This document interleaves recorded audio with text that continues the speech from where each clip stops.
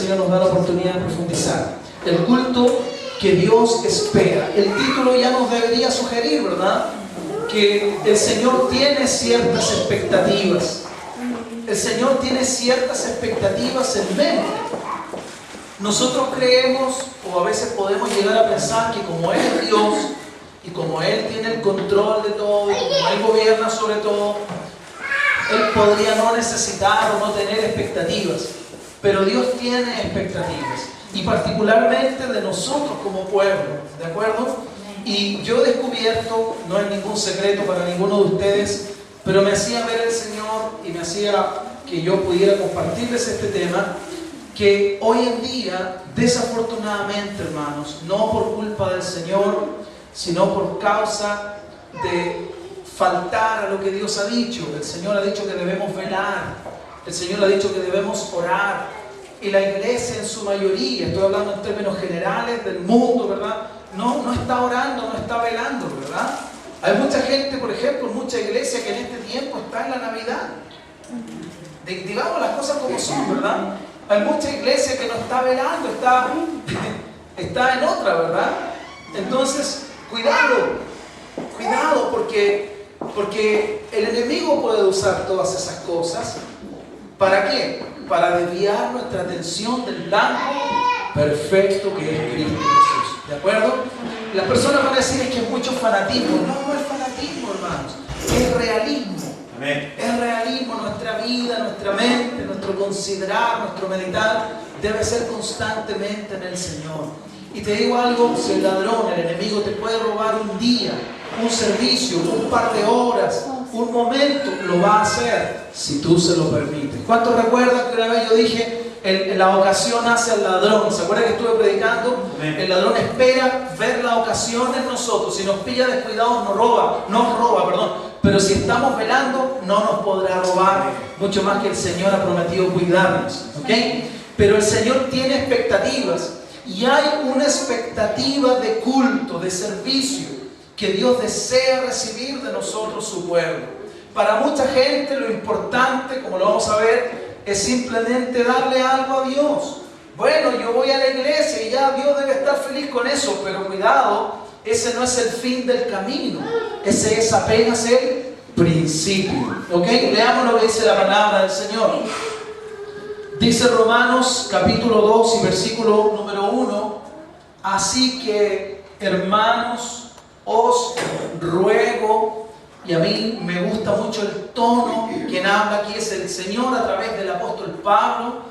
Fíjate que Pablo no viene imponiendo su porte, su autoridad apostólica, sino que con un espíritu manso. ¿A quién te recuerda eso? A Cristo. Él dijo, aprended de mí que soy manso, ¿verdad? Dice, hermanos, os ruego por las misericordias de Dios que presentéis vuestros cuerpos. Está allí destacado para que se entienda mejor que hay cosas importantes allí.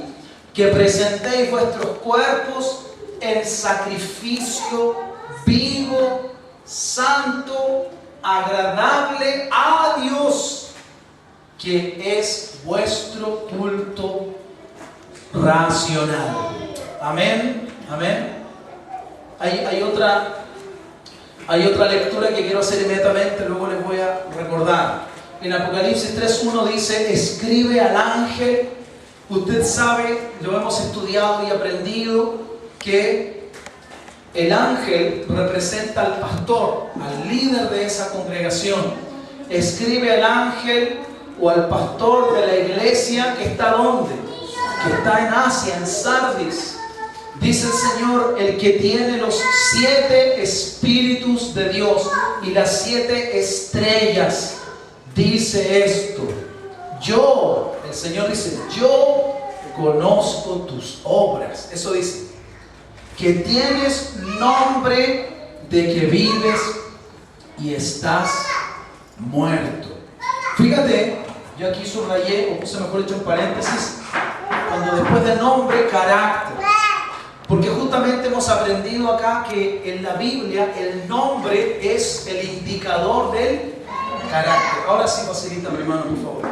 El nombre en la Biblia es indicador del carácter de una persona. ¿Qué decía el apóstol Pablo entonces en el primer versículo que leímos? Muchas gracias, hermano. Decía que presentáramos nuestros cuerpos, ¿en qué? En sacrificio vivo. ¿Por qué?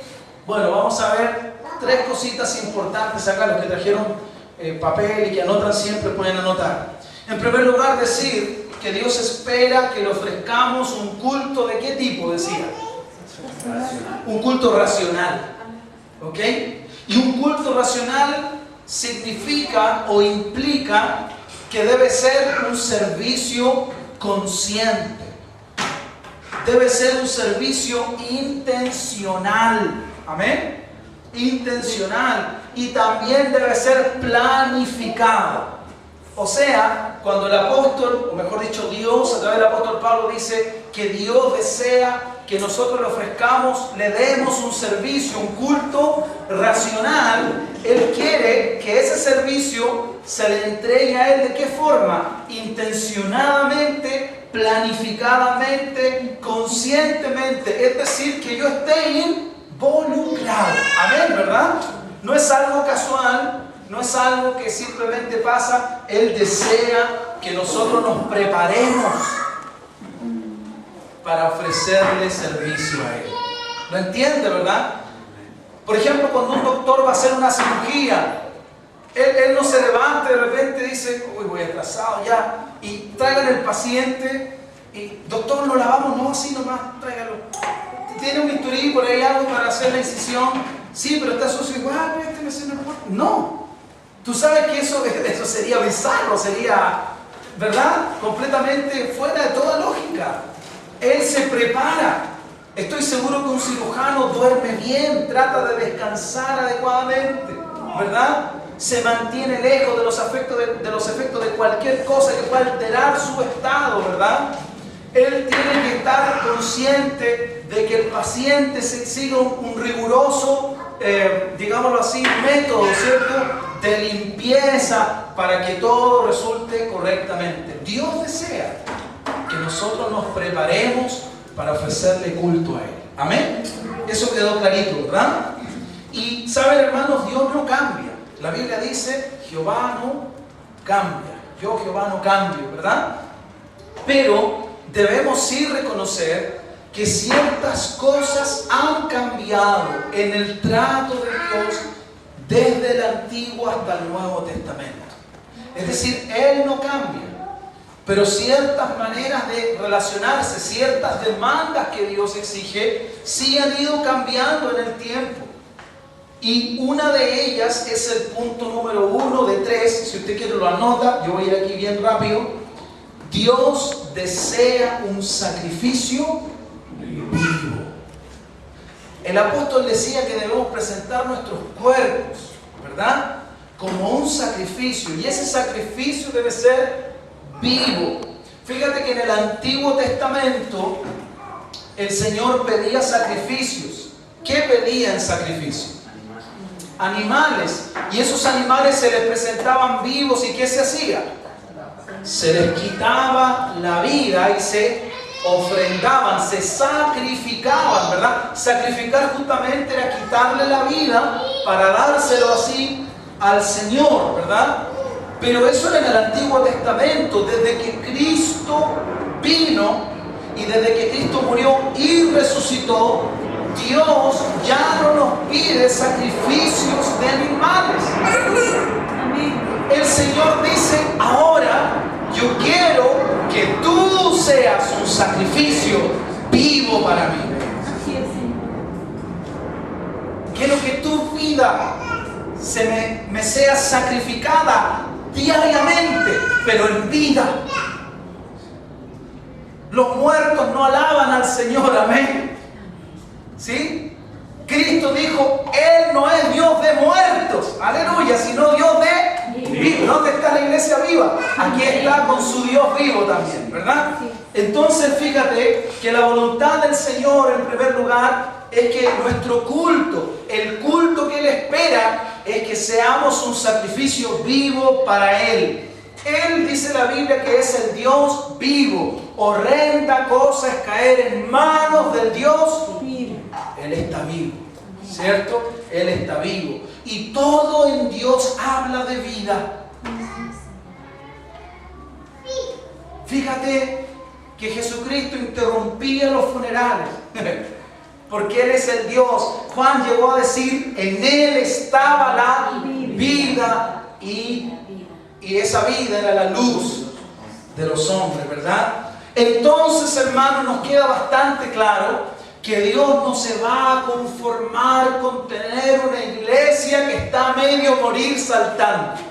Dios no quiere una iglesia moribunda. Amén. Lo tienes claro, ¿verdad? Él no vino, Jesucristo no vino a fundar una iglesia que está que cae, que muere. No, la iglesia de Cristo es fuerte, es sólida. Es una iglesia que hace estremecer a las tinieblas. Puede ser pequeña, pero es poderosa en Dios. No temas manada pequeña. No mires tu número, no mires el tamaño del gigante. Mayor es el que está contigo. ¿Te das cuenta? Él quiere un sacrificio vivo. Él prometió además que la muerte, que el Hades no prevalecerían contra su iglesia. Y fíjate, hermano, qué lindo es esto. Si tú lo miras, en el Antiguo Testamento eran animales y se sacrificaban, se mataban, ¿verdad? Se le ofrecía la grosura a Dios. Pero ahora, desde Cristo, desde la era de la iglesia, dime si no cambiaron ciertas cosas, Dios quiere sacrificios vivos. ¡Qué maravilla, hermano! Si eres el Dios de la vida. Pero muchas personas confunden una iglesia viva con una iglesia emocionada. No hay nada de malo en las emociones porque Dios nos creó y nos dio las emociones. Pero yo les he dicho que la iglesia no puede ser un reino de emociones. Y yo he estado en lugares donde la gente confunde y cree que lo que siente es Dios. Y en verdad están siendo movidos por un hombre. Están siendo movidos por un director de orquesta, ¿sí o no? Qué maravilla es cuando el Señor mismo está vivo moviéndose entre su iglesia. Nadie tiene que decirte, mire, usted haga esto, diga lo siguiente. Él simplemente toma su lugar. Ven este lugar, ¿cierto? Y él llena las vidas. Y Él hace que esa persona levante sus manos. Tú no tienes que decir ahora, venga, alabe a Dios y haga esto y salte. No, es simplemente Dios tomando su lugar. El Dios vivo activando su presencia en una iglesia viva. Maravilla, ¿verdad? Amén. No el reino de las emociones, sino una iglesia viva. Pero mucha gente confunde una iglesia viva con una iglesia emocionalista, ¿verdad? Y de allí la importancia de lo que yo decía recién, porque el Señor en Apocalipsis 3, ¿a quién le hablaba? Le está hablando a un pastor, y está hablándole al pastor porque el pastor es el responsable de esa congregación que está en Sardis. Y el Señor, fíjate por favor, pensemos un momento, le está diciendo al pastor, ¿sabes qué? Tú dices que estás vivo, pero yo te veo. Tú estás, tú tienes nombre de que vives, pero en realidad, como yo te conozco, tú estás muerto. Qué terrible, hermano. Y por ende, si el pastor está muerto, ¿qué le espera a la iglesia? ¿Ah? Si el pastor predica un mensaje muerto, si el pastor está espiritualmente muerto, ¿qué va a recibir la iglesia? Dime. Qué tremenda tragedia, ¿verdad, hermanos? Y Cristo es tan fiel que Él le dice, ¿qué le dice? Le dice, yo conozco. Ah, qué interesante. Esto prueba nuestro punto de que Dios desea un sacrificio vivo. ¿Sabes por qué? porque solo aquello que está vivo puede hacer algo, puede producir algo. Lo muerto no se mueve, lo muerto está inerte, no produce obras, no hace obras. Aquello que está muerto no tiene vida, no se puede mover. Y el Señor le dice: yo conozco tus obras. Son obras muertas, no hay vida. ¿Me dejo entender, hermanos? Tienes nombre de que vives, pero estás muerto. Sabemos que el papel todo lo aguanta. Iglesia en avivamiento podríamos poner. Yo siempre he dicho, es una gran responsabilidad que nosotros nos llamemos Centro Cristiano de Avivamiento. Porque si la gente que viene a este lugar no es avivada, entonces ese nombre está de más. Estamos siendo como el pastor de Sardes. Tenemos nombre de que vivimos y estamos muertos.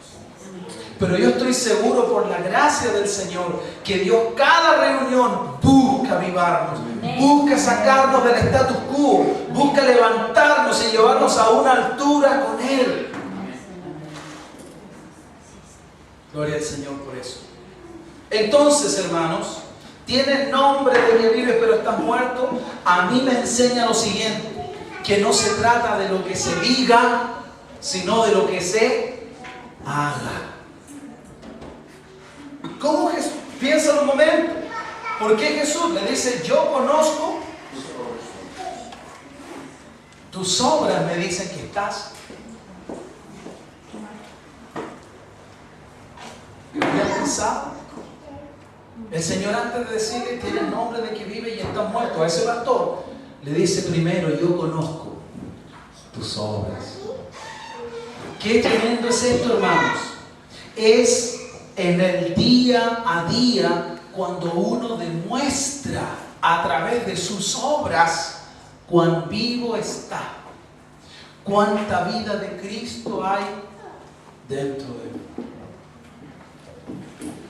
No es lo que digo, es lo que soy. No es lo que digo, es lo que hago. No es lo que digo, es lo que vivo. Eso habla, eso dice si realmente yo estoy o no estoy vivo. Y eso dirá si en definitiva yo estoy entregando y presentando al Señor un culto racional y presentándome como un sacrificio vivo, que es lo que Él quiere. ¿Quedó claro este punto? Hay bastante más que decir, pero por una cuestión de tiempo vamos a dejarlo ahí. Punto número 2. Dice el Señor que Él desea de nosotros un sacrificio santo. Que presentéis vuestros cuerpos en sacrificio, número 1, vivo. Número 2, santo. Sigamos con la lógica del sacrificio antiguo testamentario. ¿Ya? El animal debía ser sin falla, sin mancha, sin defecto. O sea, Dios dice: yo soy santo. La Biblia dice: la santidad conviene a tu casa, ¿verdad? Y santidad es sinónimo de pureza, es sinónimo de limpieza. Nosotros no podemos atribuir santidad a los animales, pero el animal que se sacrificaba, que era una figura de lo que Dios le iba a exigir a la iglesia, debía ser sin defecto, amén, debía estar limpio. ¿Qué es la santidad sino estar apartado del mal? ¿Qué es la santidad sino vivir una vida lejos de la maldad? ¿No has considerado a mi siervo Job, que no hay otro como él, recto, perfecto, dijo, temeroso de Dios y que perfecciona la santidad en el temor de Dios? ¿No lo dice Pablo a los Corintios también? Entonces, cuando Él dice que Él quiere de nosotros un sacrificio santo, lo que nos está diciendo es que Él desea que vivamos vidas apartadas del mal, hermanos, apartadas de la maldad. ¿Por qué? Porque Él desea que lo que nosotros ofrezcamos sea acepto. Y si el carácter de Dios es santo, ¿Tú crees que él podrá recibir algo que no viene en santidad?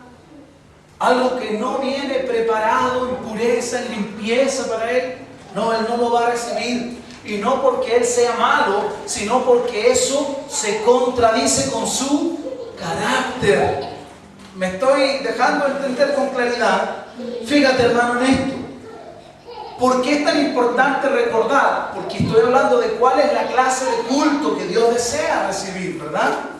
Y lamentablemente la mentalidad del mundo ha contaminado las iglesias. La mentalidad del mundo se ha metido a las iglesias.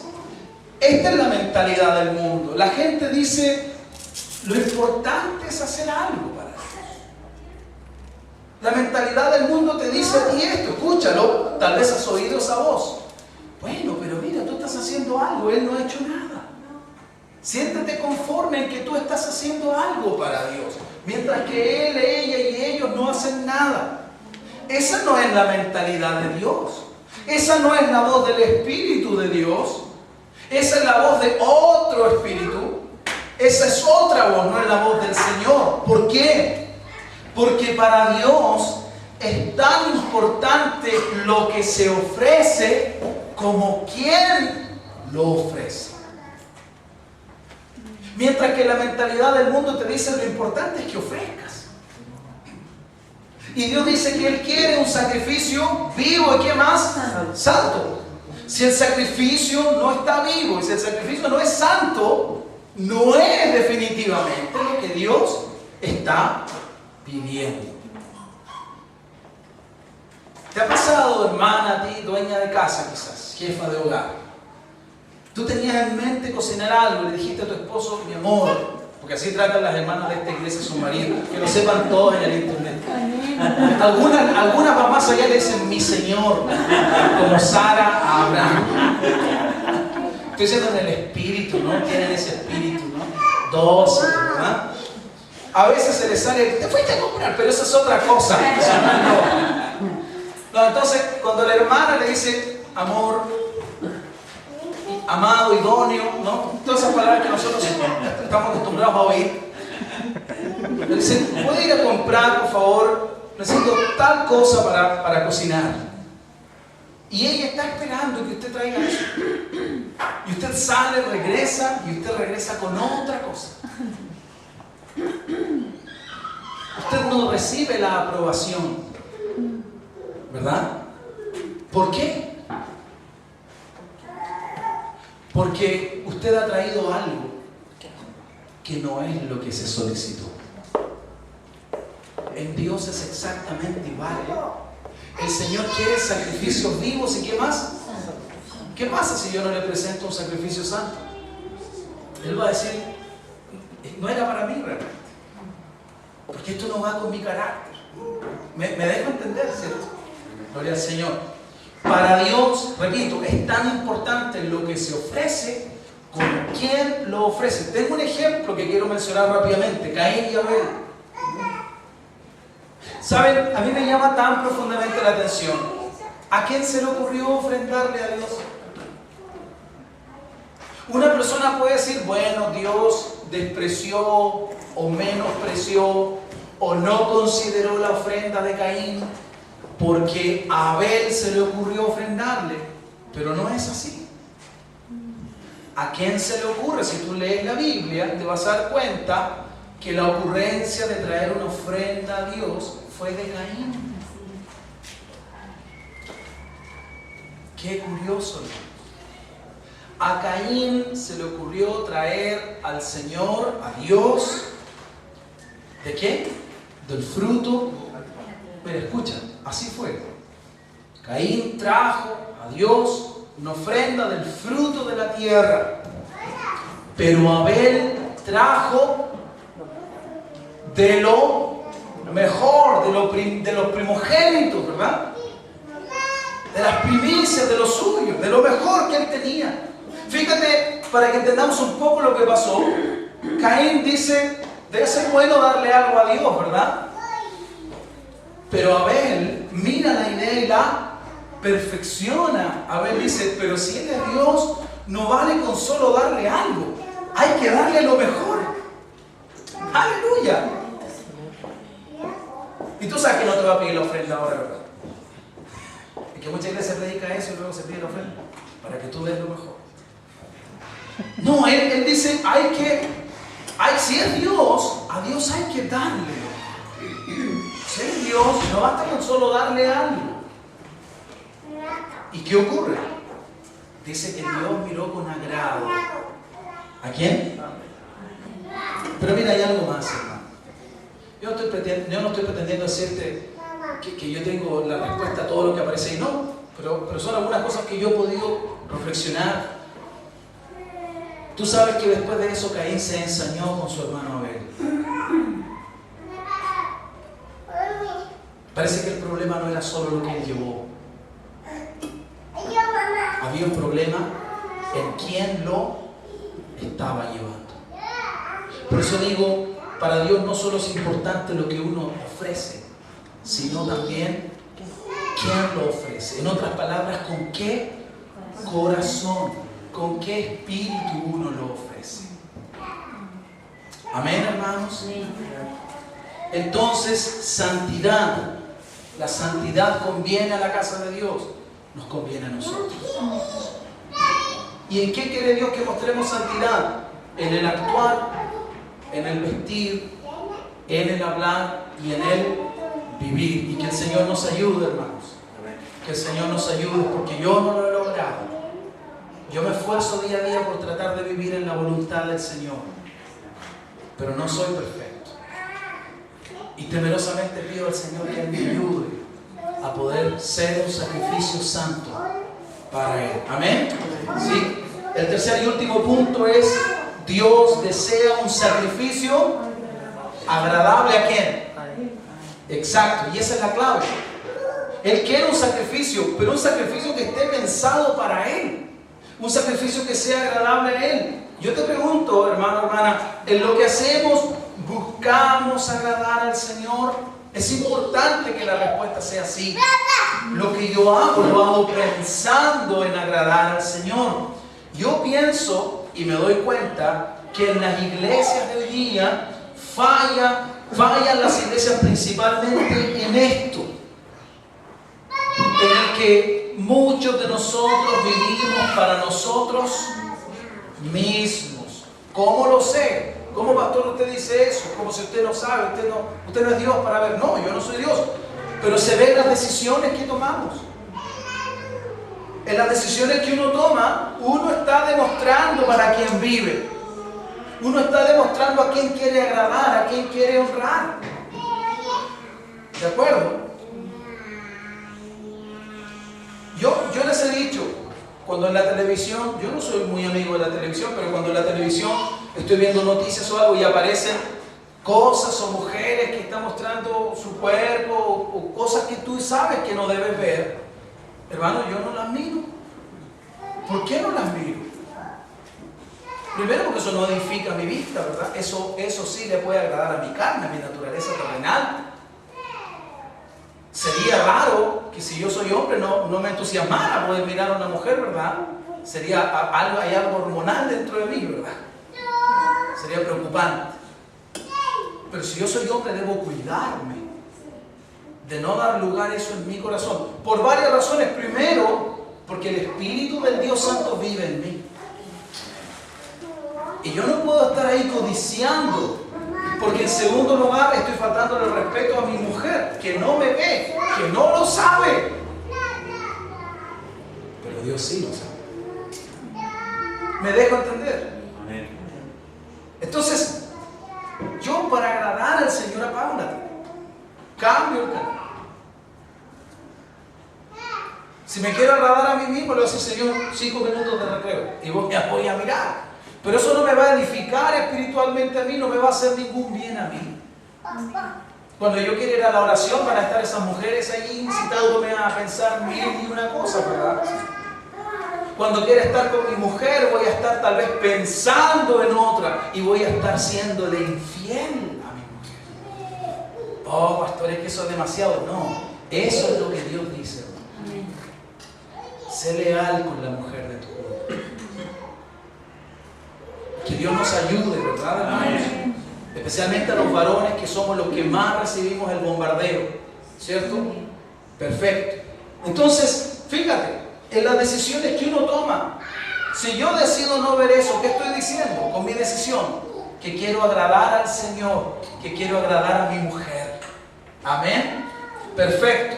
Pero si un hombre abandona a su mujer por irse con su amante, ¿qué está diciendo? Con su decisión está diciendo dónde está puesto realmente su corazón. ¿Me entendieron esa parte? Si nosotros dejáramos a Dios actuar con libertad, como debería ser siempre en nuestras vidas, probablemente, hermanos queridos, probablemente Él desecharía muchas cosas que nosotros aprobamos. Si nosotros dejáramos que Él tuviera total libertad de acción y de decisión en nuestras vidas, que es lo que debería ser. Te recuerdo que nuestras vidas fueron compradas a precio de la sangre ¿de quién? ¿A quién le pertenece nuestras vidas? Ah, no, pero yo quiero que Cristo solamente no me salve de ir al infierno. No, si Él me compró para que yo sea suyo. Yo soy de mi amado y mi amado es mío. ¿Sí o no? Yo soy de Cristo y Cristo es para mí. Él murió por mí. Yo me voy a negar a este mundo por Él. Eso es una relación. ¿Ok? Pero fíjate, muchas de las cosas que nosotros aprobamos, si le diéramos total libertad, el Señor diría, chao. Yo le dije una vez a las hermanas, hermanos, yo no le puedo dar a nadie clases de fashion emergency, como dicen por ahí, ¿verdad? Pero sí podría decir que al Señor le gusta que la mujer y que el varón también vista con modestia. Y yo creo que la santidad de una mujer parte en el closet. Que tiene que ver qué ropa tiene. Si esa ropa glorifica a Dios, si esa ropa muestra, deja que otros vean lo que solo mi marido puede ver, entonces yo no estoy siendo un sacrificio santo para Dios. Estoy dejando que todos vean lo que solo Dios debería ver. Estoy dejando que otros participen de lo que solo mi marido debería participar. ¿Me dejo entender? Y esto no es ser machista, pero tú sabes que lo que usualmente es usado como un objeto sexual es la mujer, ¿verdad? Entonces, pensemos un momento, hermanos.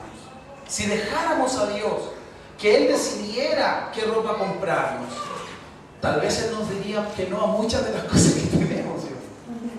Si dejáramos que Él decida cuáles lugares nos conviene visitar y cuándo nos conviene visitarlos, probablemente no iríamos a muchas partes que vamos. Si dejáramos que Él nos dijera cómo, cuándo y en qué ocupar nuestro dinero, probablemente no lo gastaríamos en muchas cosas en que lo gastamos. A propósito, voy a hacer, ahora ya tengo la confirmación, voy a hacer una jornada para administración, seguro le interesa, luego le paso el dato.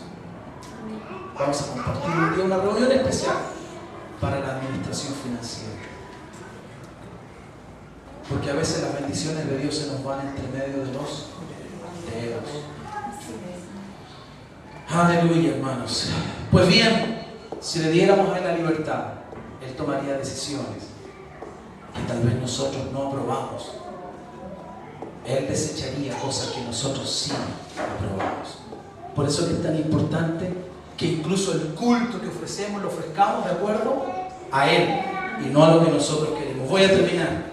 Nadie como Cristo, nadie como Él en buscar agradar al Padre.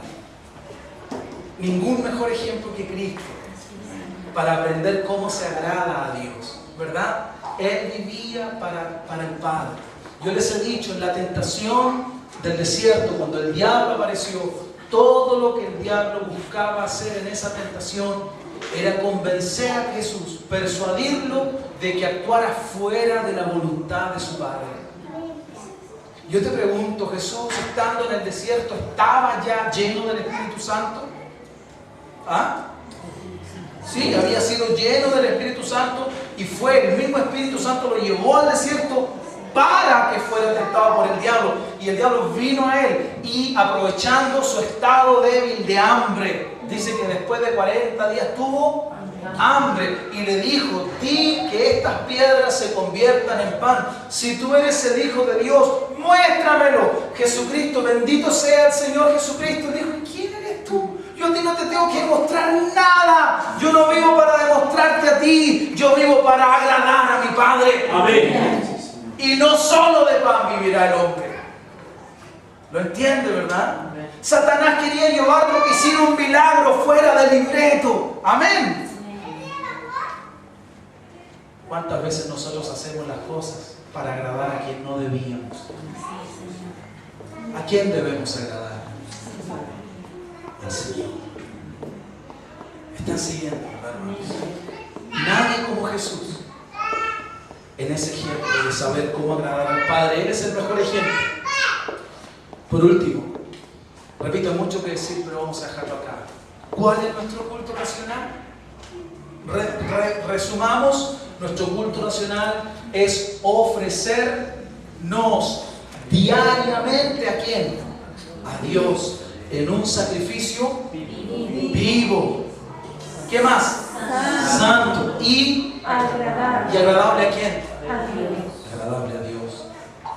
Señor, voy a hacer esto para ti. Yo no quiero que hagas esto, yo quiero que hagas esto otro. Es que, Señor, me cuesta hacer. Bueno, si quieres hacer algo que me agrada a mí, hermano, las iglesias, y yo no soy la excepción, las iglesias están llenas de personas que quieren agradar a Dios haciendo cosas que les agradan a ellos mismos. ¿Quieres agradar a Dios? Haz lo que Él dice en su palabra. Amén. Él va a estar feliz. Amén. Acuérdate que Él no quiere sacrificios, no quiere cosas, no, Él quiere que nosotros hagamos su voluntad. Y Él nunca está más contento que cuando nosotros hacemos su voluntad. ¿Ok? Pongámonos